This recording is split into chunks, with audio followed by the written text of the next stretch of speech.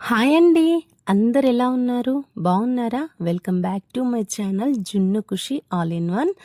ఈరోజు కార్తీక పౌర్ణమి కదా!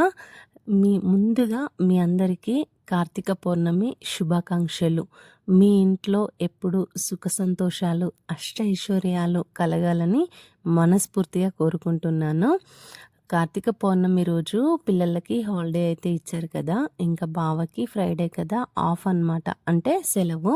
ఇంకా అందరం కలిసి గుడికి వెళ్ళాలి అని కావాల్సినవి తీసుకొని వెళ్ళాలని చెప్పేసి ఇంట్లో పూజ చేసుకొని బయటకెళ్ళి, ఆ తర్వాత ఇంకా మా ఆడపడుచు వాళ్ళకి హెల్త్ బాగాలేదంటే పలకరించొద్దామని చెప్పేసి అయితే వెళ్ళాము.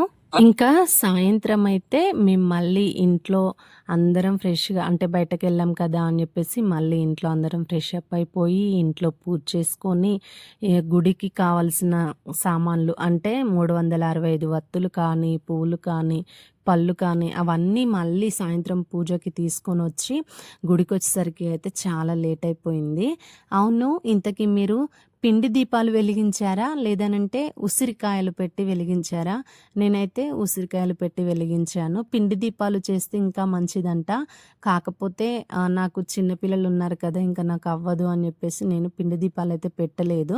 చూడాలి, దేవుడి దయ ఉంటే నెక్స్ట్ ఇయర్ వరకి నేను అనుకున్నది అయితే ఖచ్చితంగా పిండి దీపాలతోటే పెడతాను నేను. ఆ మాట మాత్రం సత్యంగా చెప్తున్నాను నేను. ఇంకా గుడికి వెళ్ళగానే చూడాలి, చాలామంది ఉన్నారు. అసలు స్పేస్ అనేదే లేదు. వస్తూనే ఉన్నారు అసలు. ఇక్కడ దర్శనానికి వెళ్ళేసి వచ్చి వెలిగిద్దామా లేదా దీపాలు దీపాలు ముట్టించాక వెళ్దామా దర్శనానికి అని చెప్పేసి మేము సతమతం అవుతున్న టైంలోనే వస్తున్నారు. అసలు మాకు స్పేస్ ఉండట్లేదు, అంత రద్దీ అయిపోతుందన్నమాట.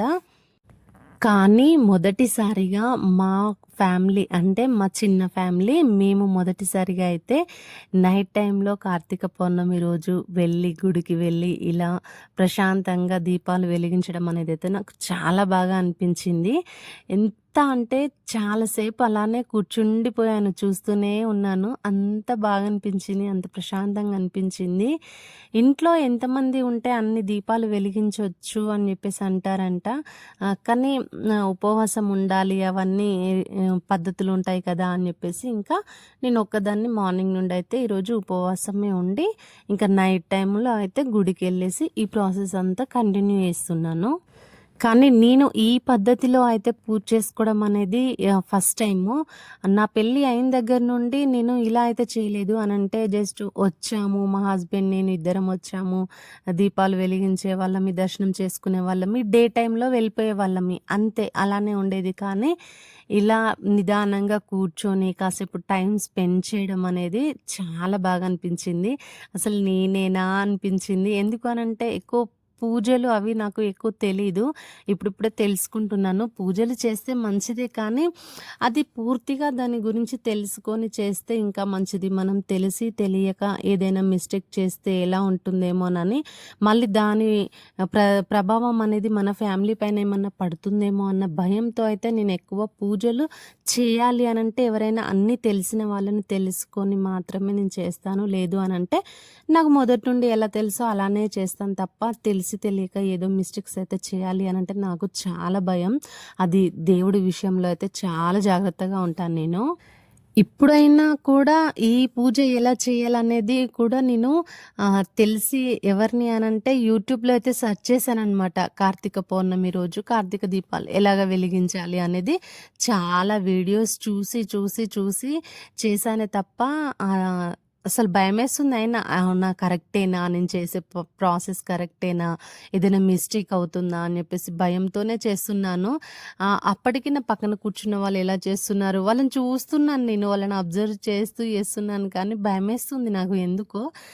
ఏదైనా మిస్టేక్ అవుతుందేమో, ఏమన్నా తప్పు చేస్తున్నానేమో ఆ భయంలో ఉన్నాను. ఏదన్నా అంటే ఒకటి చేసే టైంలో ఇంకోటి ఏమైనా చేస్తున్నానేమో అన్న భయంతో అయితే దీపాలు పెట్టాను. కానీ వెలిగించాక మాత్రం అసలు ఆ వెలుగును చూసాక నాకు ఎంత బాగా అనిపించిందంటే చూడండి, నిజంగా ఎంత బాగా అనిపించిందో. ఇంకా లాస్ట్‌కి అయితే తప్పో, ఒప్పో నాకు తెలిసినట్టు అయితే పూజ చేశాను. అంతా ఆ శివయ్య లీల. ఆ శివయ్య ఎలా అనుగ్రహిస్తే అలా అని జెప్పేసి ఇంకా దేవుడి పైన అయితే భారం పెట్టేసి దీపాలనైతే వెలిగించేశాను నేను.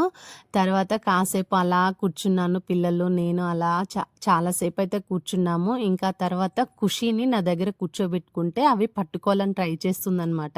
ఇంకా తనని గట్టిగా పట్టుకొని తర్వాత కాసేపు అలానే కూర్చొని ఇంకా టెంకాయ అయితే కొట్టేసి మొక్కేసుకొని ఇంకా దర్శనం చేసుకున్నాము. శివయ్యని దర్శనం చేసేసుకొని అయితే బయటకొచ్చాము. ఇంకా అప్పటికే ఫుల్లు జనాలు. ఇంకా ఎక్కువైపోతున్నారు కానీ తగ్గట్లేదు అస్సలే. అంత రద్దీగా ఉండింది. ఈరోజు అంతే కదా! ఎక్కడ చూసినా అంత కోటి దీపాలతో టెంపుల్లయితే కళకళలాడిపోతూ ఉంటాయి కదా!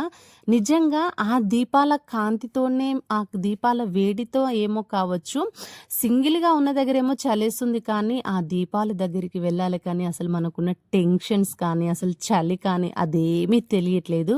అంతా శివయ్య మాయ అనుకోవాలి. అలా అనిపించింది. ఎవరికి తోచిన విధంగా, ఎవరికి నచ్చిన విధంగా, ఎవరికి మొక్కుబడులు ఏమో తెలీదు కానీ, ఎవరికి నచ్చినట్టు వాళ్ళు దీపాలు వెలిగిస్తూనే ఉన్నారు, వస్తూనే ఉన్నారు. ఎంత బాగా అనిపిస్తుందో అసలు నాకైతే రావాలనిపించట్లేదు టెంపుల్ నుండి. అసలు ఇంటికే అనిపించట్లేదు. ఇంటిదేముందండి, ఎప్పుడూ ఇంట్లోనే ఉంటాం గదా! కానీ ఇలాంటి ఒక రోజు టెంపుల్‌లో అలా టైమ్ స్పెండ్ చేస్తేనే కదా మనసుకి మాత్రం ప్రశాంతంగా అనిపిస్తుంది. చూడండి, ఒక్కొక్కరు ఒక్కో విధంగా ఎవరి విధానంలో వాళ్ళు, ఎవరికి నచ్చినట్టుగా వాళ్ళు ఎంత అందంగా దీపాలను అలంకరించి వెలిగిస్తున్నారో చూడండి. ఎంత బాగా అనిపిస్తుందో కదా! చాలా పెద్దగా శివలింగం అయితే చాలా పెద్దగా పెట్టారు.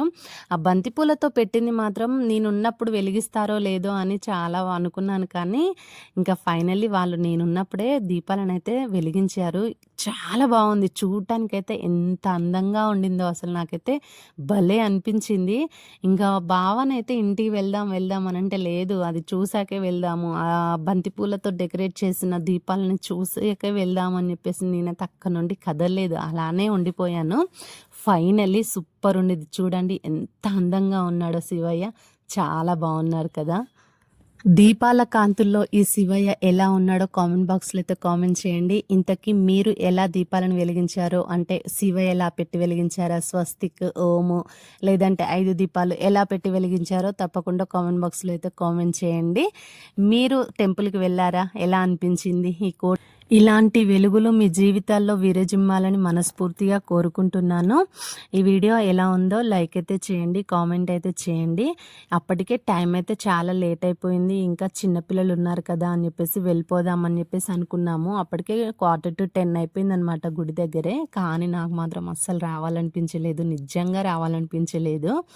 ఇంకా లేట్ అయిపోతుంది, మళ్ళీ నెక్స్ట్ డే స్కూల్ అయితే ఉంది కదా అని చెప్పేసి ఇంకా స్టార్ట్ అయితే అయిపోయాం మేము. కాసేపు చూసేసి ఇంకా వెళ్ళిపోయాము. మేము బయటికి వెళ్ళేసరికి అయితే అసలు మేము వచ్చినప్పటికీ ఇప్పటికీ అయితే చాలామంది తగ్గిపోయారు. అయినా టెంపుల్‌లో ఇంకా జనాలు ఉండనే ఉన్నారు. బయట మాత్రం వెహికల్స్ మొత్తం ఖాళీ అయిపోయాయి. ఇంకా చూడండి ఎలా ఉండిందో. మేము వచ్చేటప్పటికైతే అసలు బండి పార్కింగ్ చేయడానికి కూడా ప్లేస్ లేకుండే.